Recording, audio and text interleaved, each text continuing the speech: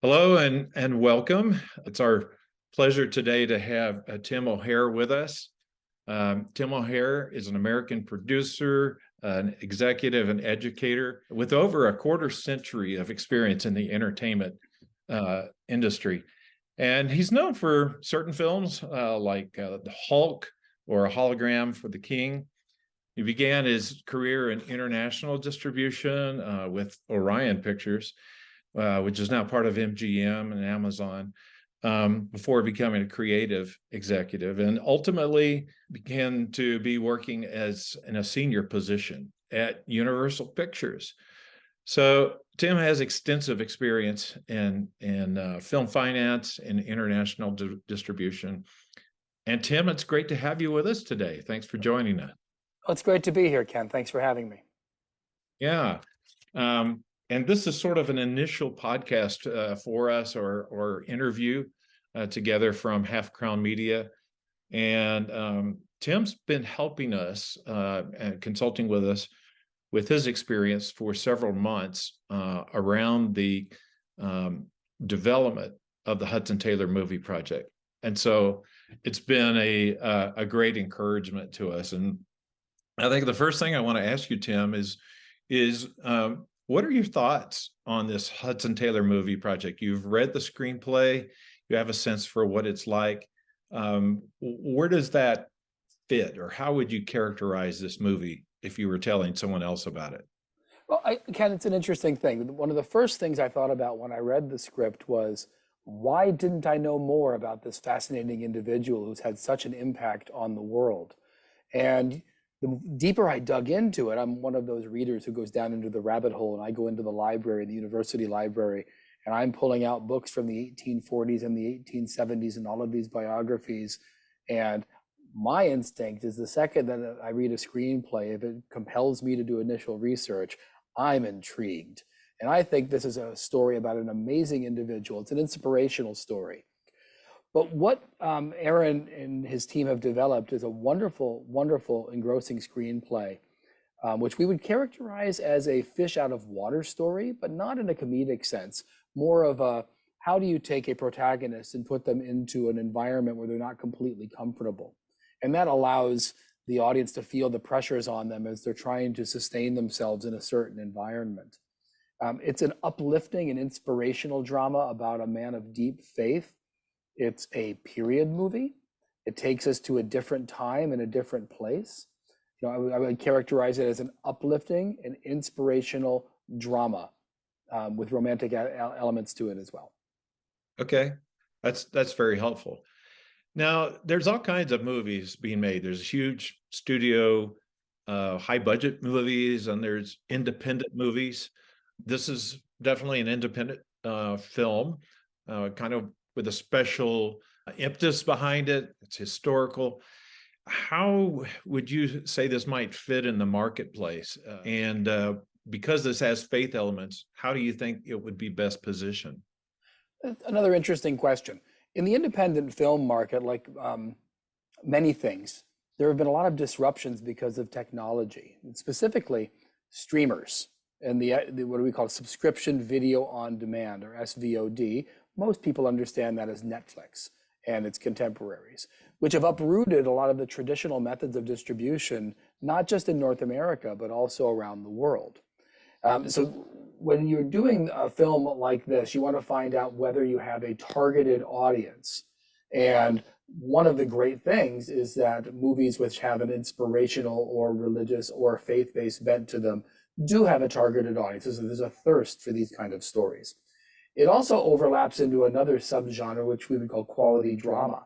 And these are the kind of films you might see for award kind of characterization. So these overlap. And both of them, interestingly, were studied by a business focus group, which works around the American film market.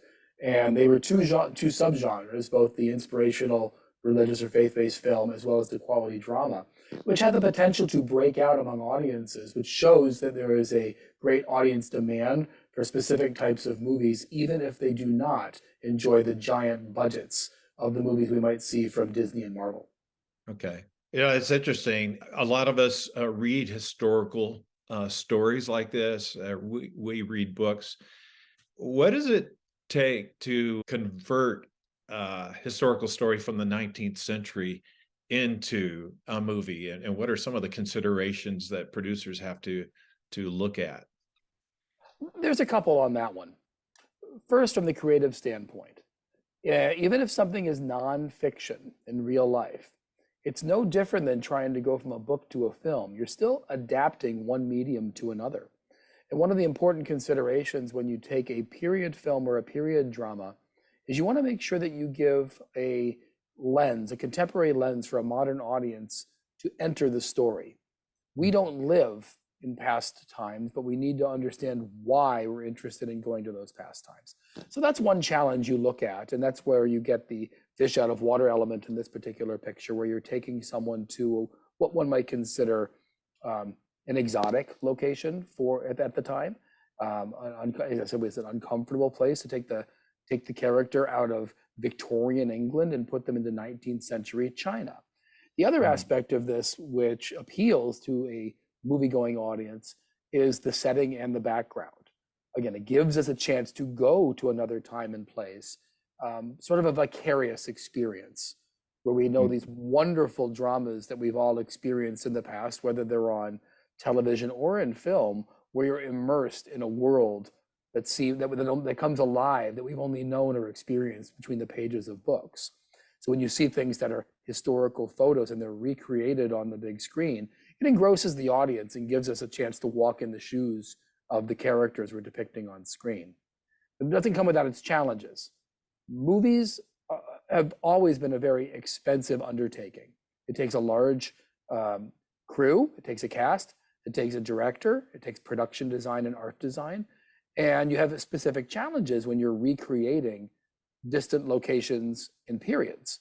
And you can imagine it can be something as simple as, well, we want to show this city, but right now the city is, of course, doesn't look like it did 100 or 150 years ago, and skyscrapers and towers and all of the modern amenities might be showing up in the background. We have to figure out how to recreate those in a compelling manner. Sometimes that's done with visual effects and on computers, but other times it's done practically. And there are many benefits to shooting practically on location and finding a location and dressing a set and using the art direction so that we're actually having characters walk in a setting that replicates. It's not going to be perfect, but it replicates where our characters might have walked.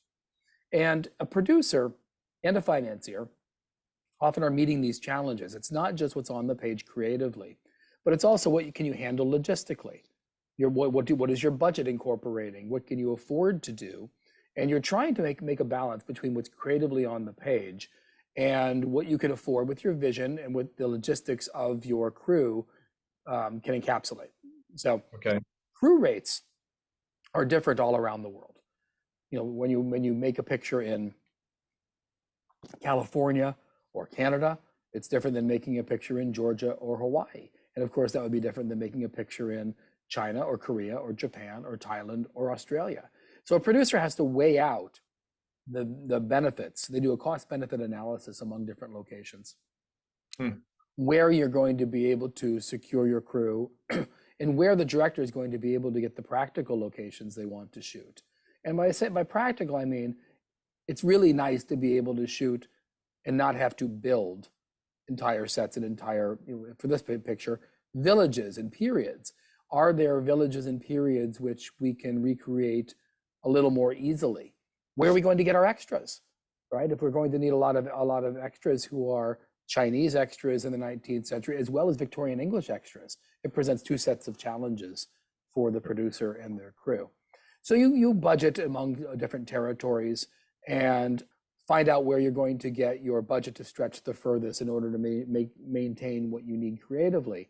At the same time, jurisdictions, not only in North America, but all around the world, have awakened to this, and they welcome films and filmmaking crews. One of the more popular things they do is they apply tax and other incentives to make their jurisdictions filmmaking friendly. And there are a number of jurisdictions, which I know Aaron is looking at for the picture, around Asia, where there are significant financial incentives available to bring a picture like this to their shores with wonderful crews and a wonderful opportunity to capture backdrops, um, practical backdrops, which will make the filmmaking process that much more compelling. Absolutely. And you've mentioned Aaron a couple times. Aaron Burns is our producer for the film. Aaron's done like 7 movies, and several of those are period films where he has personal experience of helping to bring stories from the past to a present reality. So, Tim, I just want to thank you for your time today. Is there anything else you'd like to add that I didn't ask about? Yeah, I share a soft spot for period drama. It's one of my favorite genres to work in. I think it's really interesting to have, when the past can come alive. Um, my favorite movies of all time are almost all period dramas and period movies. And with this particular subject, Hudson Taylor is so compelling, and people have heard about Hudson Taylor. They might have researched him, but this is a chance, a really great chance for one of those, letting the story from the past that we may have read about or seen a documentary about, to get a chance to see a picture which allows us to get into his shoes, to witness his struggles and his triumphs, the ups and the downs, the journey, and feel that inspiration and be compelled by what he must have gone through with the people, with himself and his people around him when he was in China in the late 19th century. So I'm excited for you and look forward to continuing on this journey and sharing with people as we go forward. Super. Thanks so much, Tim. Thank you too, Ken. We'll see you soon.